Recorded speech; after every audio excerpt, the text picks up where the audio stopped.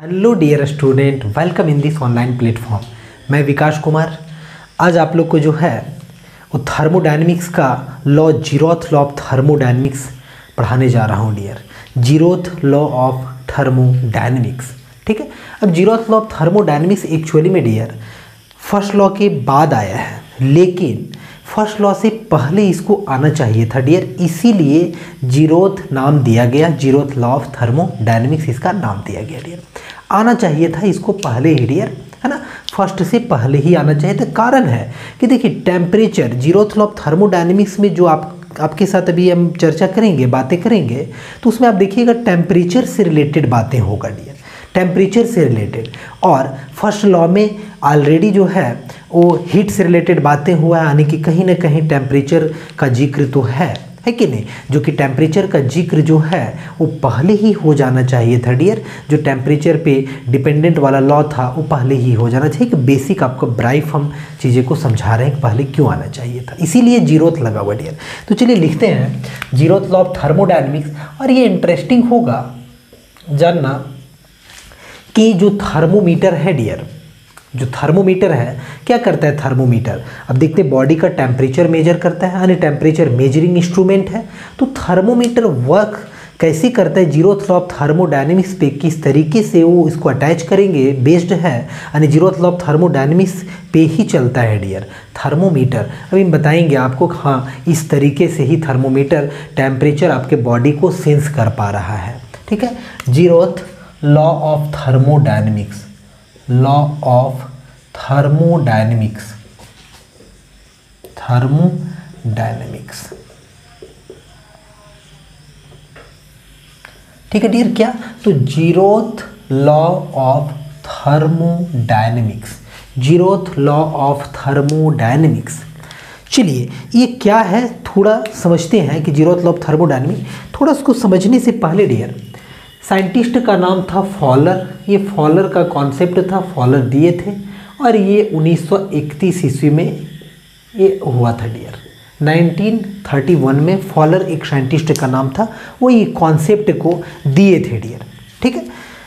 तो यहाँ पे जो है देखिए एक बार, जीरोथ लॉ ऑफ थर्मोडायनेमिक्स क्या है, स्टेटमेंट थोड़ा सा लिख लेते हैं, उससे पहले हम आपको समझाते हैं डियर। स्टेटमेंट लिखने से पहले देखिए स्टेटमेंट में एक्चुअली होगा क्या, पहले आपको बोल के बताते हैं।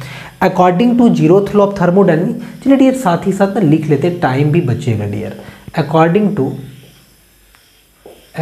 To zeroth law of thermodynamics, zeroth law है ना, zeroth law of thermodynamics, according to zeroth law of thermodynamics, if a body से A है ना, उस बॉडी को क्या बोल रहे हैं डियर, A बोल रहे हैं। if a body से A is in thermal equilibrium, is in thermal equilibrium with body से B है ना। देखिए इफ ए बॉडी जिसको कहते हैं A, इफ ए बॉडी से A is in thermal equilibrium with a body से B है ना, से B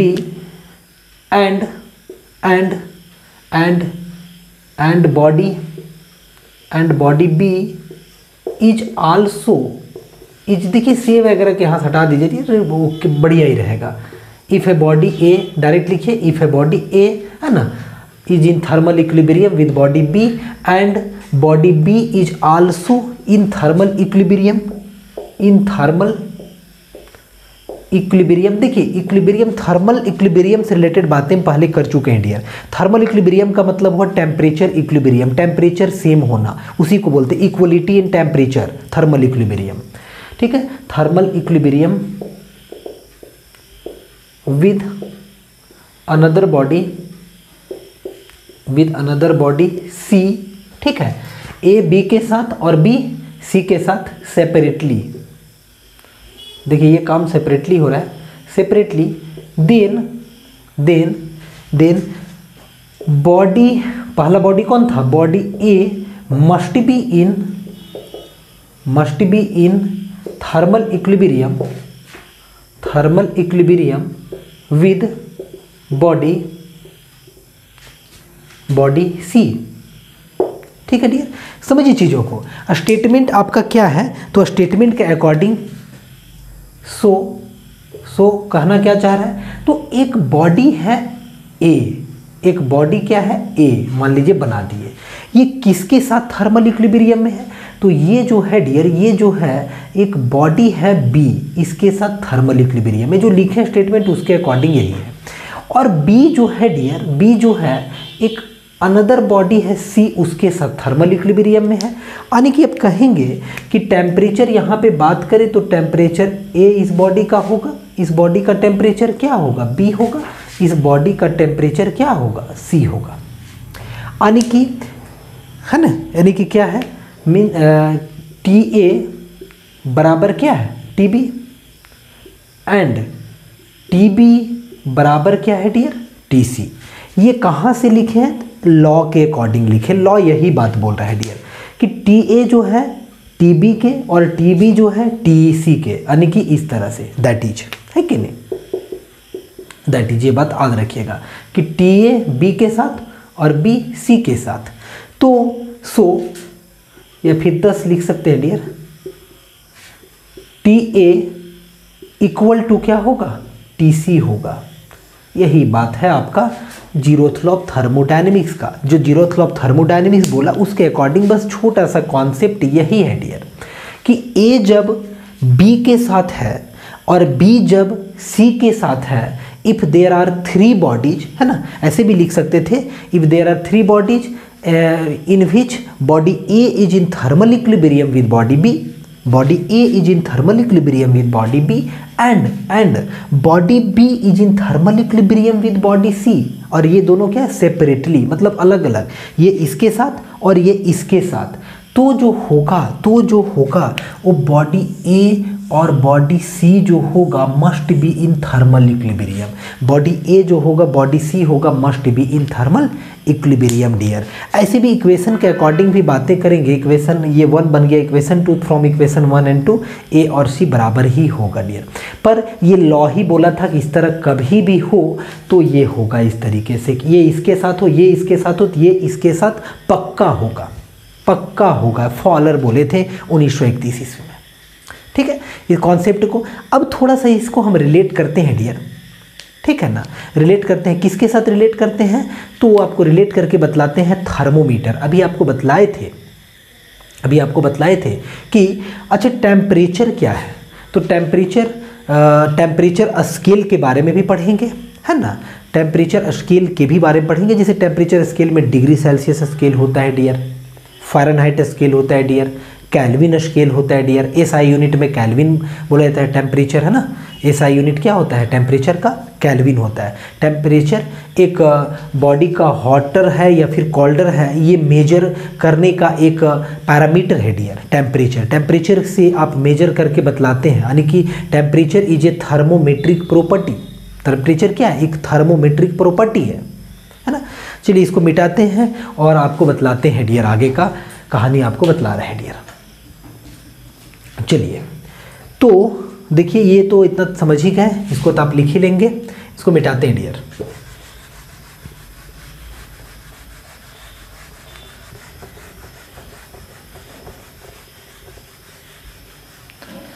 देखिए डियर, यहाँ पे कॉन्सेप्ट टेम्परेचर का आया है, तो 1-2 पॉइंट आप थोड़ा याद रखेंगे बढ़िया से कि टेम्परेचर क्या है। तो temperature is the measure of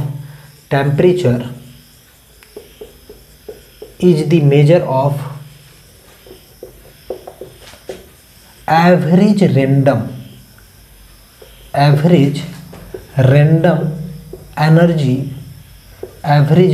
energy per unit molecules. याद रखेंगे ये सब पॉइंट को dear, per unit molecules. Temperature जो है is the measure of average random energy measure करता है डियर पर यूनिट मॉलिक्यूल्स का।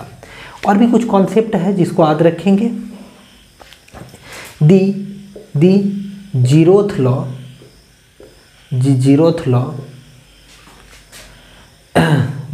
gives the concept of temperature and temperature measurement.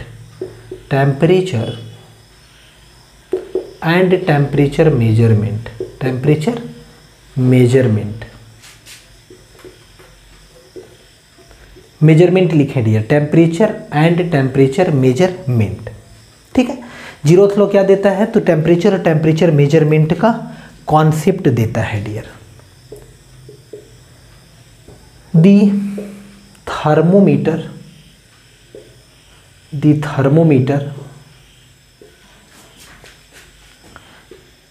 Works on the zeroth law. ऐसे ये बात कर सकते हैं डियर, जीरोथ लॉ किस पे वर्क करता है? जीरोथ लॉ पे।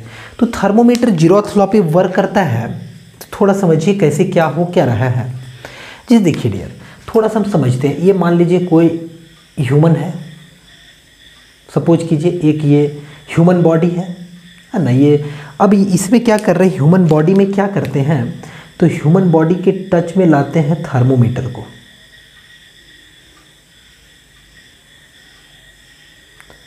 इस पे क्या बना हुआ रहता है डियर? स्केल। थर्मोमीटर को टच में लाए तो मान लिए कि ह्यूमन बॉडी जो है, ह्यूमन बॉडी को सपोज कीजिए कि ए बॉडी मान लेते हैं ए बॉडी, और इसके अंदर में क्या होता है डियर? तो इसके अंदर में आप देखिए Hg होता है ना, Hg पारा होता है। तो इसके अंदर में होता है मरकरी, यहाँ पे लिख देते हैं मरकरी। ठीक है, अब क्या किए हैं, बॉडी इसको मान लिए हैं, यानी कि ये है ह्यूमन, कोई आदमी है डियर। ठीक है, अब इसका जो ग्लास है, तो ग्लास को मान लिए हैं बॉडी बी, और मरकरी को मान लिए हैं बॉडी सी। समझ में आ रहा है? इस तरह से मान लिए बॉडी ए ह्यूमन बीइंग को, बॉडी बी मान लिए हैं ग्लास, जो ऊपर का ग्लास है उसको मान लिए हैं बॉडी बी, ग्लास होगा ना, और उसके अंदर में क्या होता है? मरकरी, तो मरकरी को भी मान लिए हैं बॉडी सी। अब क्या होता है कि जैसे बॉडी के टच में लाते हैं, एज थर्मोमीटर, समझ में आ रहा है? एज थर्मोमीटर टचेज दी ह्यूमन बॉडी। ओके, मान लीजिए ह्यूमन बॉडी से रिलेट करके हम बता रहे हैं, तो इसीलिए टचेज दी ह्यूमन बॉडी। देन जैसे टच करता है तो क्या होगा? टच करेगा डियर, तो आपका ए जो होगा, ए यानी कि ह्यूमन बॉडी किसके टच में आएगा? ग्लास। तो टेम्परेचर ए का जो होगा वो बराबर किसका हो जाएगा? टेम्परेचर बी का। टेम्परेचर ए किसके बराबर होगा? टेम्परेचर बी का। एंड टेम्परेचर बी जो होगा, टेम्परेचर बी, अब जो शीशा का टेम्परेचर होगा, जो ग्लास का, मरकरी तो उसी को फील करेगा ना, यानी कि टेम्परेचर बी जो होगा टेम्परेचर सी का होगा। तो according to zeroth law of thermodynamics A जो होगा वो किसके बराबर होगा डियर? ए जो होगा अकॉर्डिंग टू लॉ क्या होगा? तो टेम्परेचर ए जो होगा वो मस्ट बराबर होगा टेम्परेचर सी का। और टेम्परेचर ए का मतलब क्या हुआ? टेम्परेचर ए का मतलब हुआ ह्यूमन बॉडी का टेम्परेचर। टेम्परेचर सी का मतलब क्या हुआ? तो सिंपली बोलिए कि पारा है ना, एक्सपेंशन ऑफ पारा। टेम्परेचर मिला यानी हीट मिला, तो पारा क्या करेगा? पारा रैपिडली, पारा क्यों भरा जाता है? मरकरी क्यों फिल किया जाता है? कोई और दूसरा क्यों नहीं होता है? इसलिए कि मरकरी में थर्मल एक्सपेंशन जो होता है ना बिहेवियर डियर, वो ज़्यादा होता है, और आप उसको जो है ना रीड कर सकते, देख सकते हैं, थोड़ा है ना इजीली देख पाएंगे तो अच्छा रहेगा। कुछ कलर भी डाल दिया जाता है डियर कभी कभार, ताकि कलरफुल होने से आप इजीली उसको देख सकें। ठीक है, और जैसे सेंस करते हैं, जैसे टेम्परेचर रैपिडली एक्सपैंड करता है ना, थर्मल एक्सपेंशन ज़्यादा होता है, इसीलिए ऐसा। तो ये टी ए बराबर टी सी हो गया, यानी टी ए ह्यूमन बॉडी हो गया डियर, और टी सी क्या है? पारा का टेम्परेचर, यानी कि पारा एक्सपैंड करेगा तो फिर उसमें रीडिंग बताएगा, हाँ भाई से बॉडी का टेम्परेचर इतना डिग्री फ़ारेनहाइट है, इतना डिग्री फ़ारेनहाइट है। पारा में मतलब जो हमारा ये थर्मोमीटर होता है डियर, डिग्री फ़ारेनहाइट में हम लोग बात करते हैं, यानी 96.4 डिग्री सेल्सियस। कभी देखते होंगे नॉर्मली यही होता है टेम्परेचर बॉडी का 96, है ना, 96 पॉइंट समथिंग, 95 ऐसे ही कुछ होता है डियर, 96 वगैरह नॉर्मल माना जाता है, ठीक है। तो 96 पॉइंट समथिंग जो आप मेजर करते हो डिग्री सेल्सियस नहीं होता है डियर, अरे 96 डिग्री हो जाएगा तो मजाक नहीं हो जाएगा। वो क्या होता है, डिग्री फ़ारेनहाइट में होता है, डिग्री फ़ारेनहाइट में होता है। तो यहाँ पे एक हम ओवरव्यू जो आपको बताए, उम्मीद करते हैं कि आपको समझ में आया होगा। ह्यूमन बॉडी को ए मान लिए, ग्लास ट्यूब को बी मान लिए, और अच्छे से लिख सकते हैं कॉपी में, इसके अंदर Hg है, Hg मरकरी, उसको मान लिए C। अब जैसे आप टच में लाएंगे बॉडी का, बिना टच का तो होगा नहीं, जैसे आप टच में लाएंगे बॉडी का तो क्या करेगा, कंडक्शन होगा, और कंडक्शन के थ्रू टेम्परेचर ए जितना होगा, थोड़ा देर टच में रखना पड़ता है डियर, जो ह्यूमन बॉडी का टेम्परेचर होगा वही टेम्परेचर हो जाएगा ग्लास का, यानी टेम्परेचर ए टेम्परेचर बी हो जाएगा। अब ग्लास का टेम्परेचर जो होगा मरकरी भी तो वही फील करेगा ना, यानी कि बी सी का होगा। तो इसका मतलब जीरोथ लॉ के अकॉर्डिंग ए जो होगा वो सी के बराबर होगा, यानी कि जो बॉडी का टेम्परेचर होगा वो मरकरी का टेम्परेचर के बराबर होगा, और उसी के वजह से मरकरी एक्सपैंड करेगा डियर, है ना, यानी कि ए सी के बराबर होगा। तो आप उम्मीद करते हैं कि सिंपल भाषा में चीज़ों को आप समझ पा रहे हैं। अब डियर इसी लेक्चर में थोड़ा टेम्परेचर से रिलेटेड बातें हुआ है, तो टेम्परेचर स्केल पढ़ते हैं डियर। टेम्परेचर स्केल जैसे डिग्री फ़ारेनहाइट, कैसे कन्वर्जन वगैरह करेंगे, टेम्परेचर स्केल यहीं पे पढ़ लेते हैं, इसको मिटा देते हैं डियर। टेम्परेचर स्केल पढ़ते हैं।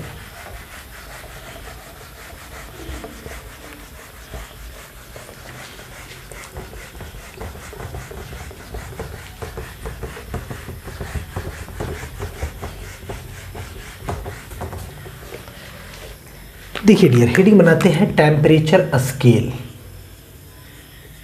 ध्यान से पढ़िएगा इसको। टेम्परेचर स्केल ये इंपॉर्टेंट भी है डियर, बहुत बार पूछते रहता है। टेम्परेचर स्केल पढ़ने जा रहे हैं डियर। देखिए क्या होता है, तो 1 डिग्री सेल्सियस वाला लेते हैं। देखिए एक लाइन ड्रॉ किए हैं, सपोज कीजिए ये जो पॉइंट है इसको बोल रहे हैं ice point, ice point, PT point, और ये जो पॉइंट है इसको बोल रहे हैं बॉइलिंग पॉइंट, ये स्टीम पॉइंट भी बोल सकते हैं आप, स्टीम पॉइंट, कोई दिक्कत नहीं है, ठीक है। ऐसे आइस पॉइंट बोलिए, स्टीम पॉइंट, यहाँ 100 डिग्री सेल्सियस का बात करेंगे, मतलब बॉयल करने लगेगा, वहाँ से स्टीम बनना स्टार्ट होगा, ऐसा बात है डियर। इसी टाइप से यहाँ भी लेंगे। तो ये बताइए कि यदि आपसे हम पूछे कि आइस पॉइंट कितना होता है, ये जो स्केल है ना, ये है आपका सेल्सियस स्केल, दिख जा रहा है सभी को, सेल्सियस स्केल है, सेल्सियस स्केल है डियर।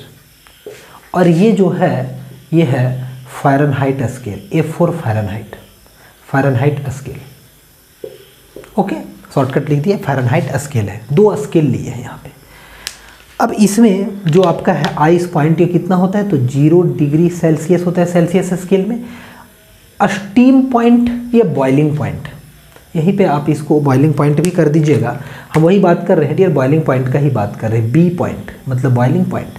तो ये बताइए बॉइलिंग पॉइंट कितना होता है, आप कहेंगे कि सर 100 डिग्री सेल्सियस होता है, जानते हैं ना 100 डिग्री सेल्सियस। उसी टाइप से फ़ारेनहाइट स्केल में भी कुछ बात याद रखना पड़ेगा। आइस पॉइंट जो होता है इन फ़ारेनहाइट स्केल जो होता है वो 32 डिग्री सेल्सियस होता है, और ये होता है dear 32 degree Fahrenheit, Fahrenheit scale है ना, 212 डिग्री फ़ारेनहाइट ये होता है डियर। आइस पॉइंट और बॉइलिंग पॉइंट दोनों का इस तरीके से होता है। अब क्या है कि एक इसमें कहीं भी पॉइंट ले लेते हैं, इसमें कहीं भी, कोई ज़रूरत नहीं है कि बीच में होगा, कहीं भी। इसको मान लिए हैं डिग्री सेल्सियस और इसको मान लेते हैं डिग्री फ़ारेनहाइट, है ना, टेम्परेचर स्केल है, फ़ारेनहाइट है फ़ारेनहाइट, सेल्सियस है तो सेल्सियस मान लिए हैं। अब जरा देखिए तो यहाँ यदि डिवीजन का बात करें तो 0 से 100 है, टोटल नंबर ऑफ डिवीजन 100, 1 का गैप रखे तो 100 डिवीजन है, लेकिन क्या यहाँ पे 100 डिवीजन है क्या, नहीं। 212 में 32 माइनस कीजिए तो 2 - 2 0, और 21 - 3 कितना होगा डियर, 18 होगा। 21 - 3 कितना होगा, 18, 18 90 20 21, ओके 18, यानी 180। यहाँ से यहाँ डिवीजन 180 का है, यहाँ से यहाँ डिवीजन 100 का है, समझ में आ रहा है, 100 का डिवीजन है, यहाँ पे कितने का डिवीजन है, 180 का, ये बात याद रखिएगा। अब जो है क्या करने जा रहे हैं कि कम से कम स्टार्टिंग पॉइंट और फाइनल पॉइंट तो सेम है ना, यानी कि आप 100 डिग्री सेल्सियस को कह सकते हैं कि 100 डिग्री सेल्सियस बॉइलिंग पॉइंट है, तो 212 डिग्री फ़ारेनहाइट भी बॉइलिंग पॉइंट है। अब क्या करते हैं कि आप मैथमेटिक्स लगाते हैं डियर, और मैथमेटिक्स लगा करके आपको बतलाते हैं मैथमेटिकली। देखिए क्या कर रहे हैं, यहाँ से एक रिलेशन निकालेंगे, ये तरीका आसान होगा आपके लिए हमेशा के लिए। डायरेक्ट डायग्राम फार्मूला लिखेंगे ठीक नहीं होगा, एक बार आप सीख जाएंगे फिर आप लर्न कर लेंगे। मैथमेटिकली देखिए क्या कर सकते हैं, तो ये बताया मैथमेटिक्स ये बताता है कि नहीं कि 100 यदि कर दें 100 माइनस 0 डिग्री, उसका 100 माइनस 0 किए हैं डियर, और फिर ऐसा कर देते हैं डिग्री सेल्सियस माइनस 0। आप कैसे भी लिख सकते हैं डिग्री सेल्सियस माइनस 0, सेम इधर भी अप्लाई फॉलो कीजिए। 212 माइनस कितना 32 डिवाइडेड बाय, ये देखिए बॉइलिंग माइनस आइस, तो यहाँ भी बॉइलिंग माइनस आइस ही लिखना है, सिमिलर फॉलो करना है। डिग्री सेल्सियस माइनस 0, तो यहाँ पे क्या लिखेंगे डिग्री फ़ारेनहाइट माइनस 32। आप जैसे भी लिखे 200, यहाँ पे 100 माइनस डिग्री सेल्सियस यहाँ लिखते हैं, तो यहाँ 212 माइनस फ़ारेनहाइट लिखते हैं। जैसा उसमें करेंगे उस स्केल में वैसे ही आप इधर से इधर भी माइनस कीजिए, कैसे भी कर सकते हैं। जैसा इसमें करेंगे माइनस वैसा ही इसमें भी करना है डियर, जिसको जिससे जैसा भी करेंगे दोनों साइड तभी इक्वल आप लिख सकते हैं। अब यहाँ से देखिए क्या होगा, तो 100 माइनस 0 ऑब्वियस है 100 ही होगा, सेल्सियस में 0 घटाएंगे तो क्या होगा डिग्री सेल्सियस ही होगा। 212 में 32 घटाएंगे तो 180 होगा डियर, और ये तो खैर घटाना ही नहीं है, कोई इशू है क्या, नहीं है, डायरेक्ट तो हो गया, कहानी ख़त्म।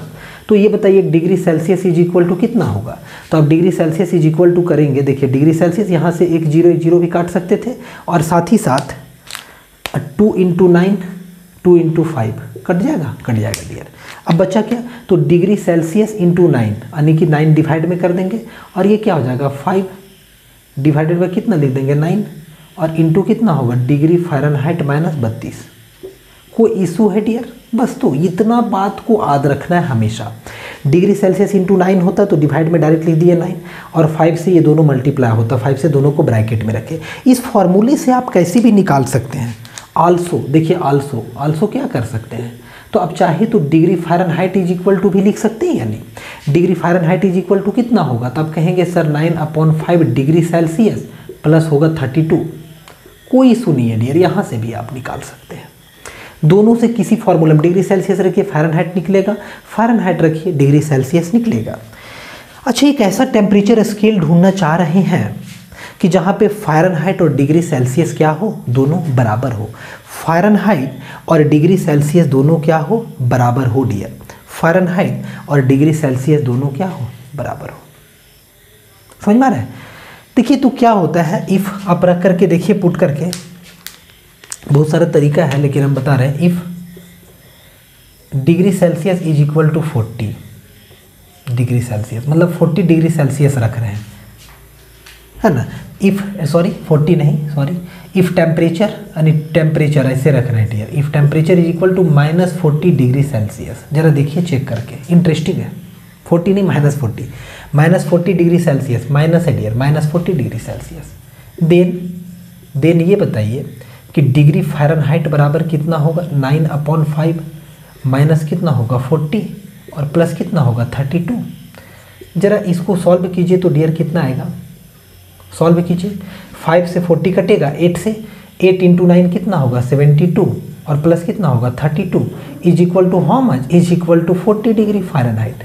मतलब कि यहाँ से देखिए कितना इंटरेस्टिंग चीज़ है डियर, कि 40 डिग्री सेल्सियस जो होता है वो -40 डिग्री सेल्सियस जो है वो -40 डिग्री फ़ारेनहाइट के बराबर है। -40 डिग्री सेल्सियस एक ऐसा है डियर टेम्परेचर पॉइंट है जो डिग्री सेल्सियस और डिग्री फ़ारेनहाइट में बराबर होता है डियर। इंपॉर्टेंट है, याद रखेंगे, कभी कोई पूछ सकता है। तो ये दोनों फार्मूला यहाँ से भी लर्न कर लेंगे। अब जो है डियर, अब डिग्री सेल्सियस से फ़ारेनहाइट चेंज करने आ गया, फ़ारेनहाइट से डिग्री सेल्सियस चेंज करने आ गया। This two formulas are so important. अब आपको यदि डिग्री सेल्सियस से केल्विन में चेंज करना हो तो कैसे करेंगे, या केल्विन से डिग्री सेल्सियस में, चूँकि वहाँ चेंज हो जाएगा तो आपस में तीनों चेंज हो जाएगा डियर, ठीक है। तो देखिए डायरेक्टली उसको बताते हैं, यहाँ पे अब मिटा देते हैं इसको और यहीं पे लिखते हैं डियर। देखिए क्या होगा, केल्विन स्केल के बारे में ज़्यादा कुछ खास डिटेल से में नहीं चलेंगे। केल्विन स्केल, केल्विन स्केल, ठीक है। केल्विन स्केल में देखिए क्या होगा कि याद रखिएगा, डिग्री केल्विन जो होता है इज इक्वल टू होता है डिग्री सेल्सियस प्लस 273.15।